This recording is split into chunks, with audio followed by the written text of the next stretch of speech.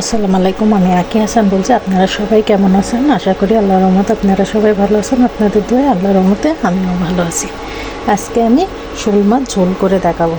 এখানে শোল মাছ আমি কেটে দিয়ে পরিষ্কার করে নিছি। এখানে কাঁচামরিচ, পেঁয়াজ কুচি, টমেটো একটু কুচি কুচি করে নিছি, মানে একদম কুচিও না আবার একদম বড়ও না, ধনিয়া পাতা।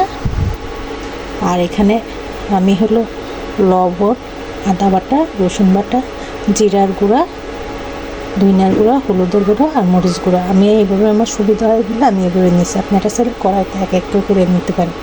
আর আদা বাটা না দিলেও হবে, আমি আদা বাটাটা সব তরকারিতে খাই, ভুনা জাতীয়, এই জন্য দিচ্ছি। সাথে থাকেন। এখানে আমি কড়াইটা গরম করে পর্যাপ্ত পরিমাণে তেল নিয়ে নিচ্ছি। এখন এর ভিতরে আমি পেঁয়াজ কুচিটা দিয়ে দেবো। পেঁয়াজ কুচিটা হালকা একটু ভেজে নেব।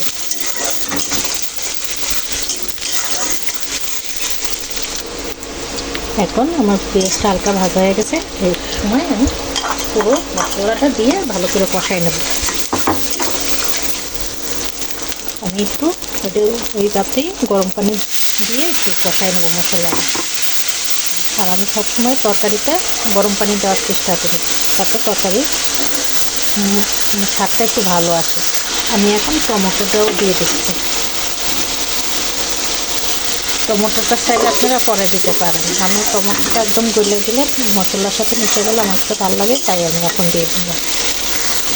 মশলাটা কষানো হয়ে গেছে, আমি মাছগুলো দিয়ে একটু ভালো করে কষায় জলের পানি দিয়ে দেবো।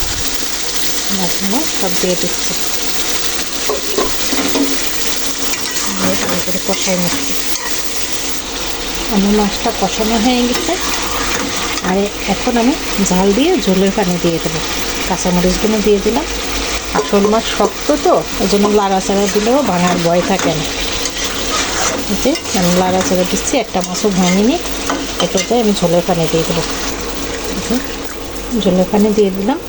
আমি একটু ঝোল লাগ, তাই জন্য একটু ঝোলের পানি, গরম পানি দেওয়ার সাথে সাথে উতলাই যায়, এই জন্য সমস্যা হয় না।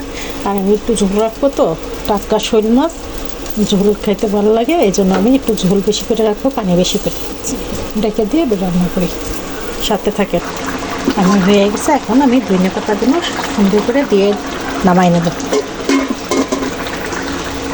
একটু নাড়াচাড়া করবো। এইভাবে শীতকালে শোল মাছ রান্না করে খাইলে অনেক মজা লাগে। শোল মাছ এমনিও মজা, সবজির ভিতরে দিয়ে খাইলেও মজা লাগবে। এইভাবে আমার কাছে বেশি ভালো লাগে, ফুলকপির সাথেও ভালো লাগে।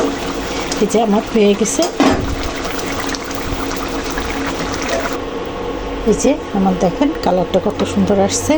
এভাবে আপনারা ট্রাই করে দেখতে পারেন। আর আমার ভিডিও আমি অত সুন্দর করে করতে পারি না। আমার ভিডিওতে হলো ভুল ত্রুটি হলে, আমার কথা করতে ভুল ত্রুটি হলে ক্ষমার দৃষ্টিতে দেখবেন। আর আমি দৈনন্দিন যে রান্নাটা করি, যে কাজগুলো করি, সেই কাজগুলো আপনাদের সাথে শেয়ার করি। আমার ভুল ত্রুটি হলে ক্ষমার দৃষ্টিতে দেখবেন। আর ভালো লাগলে লাইক, কমেন্ট, সাবস্ক্রাইব করতে ভুলবেন না।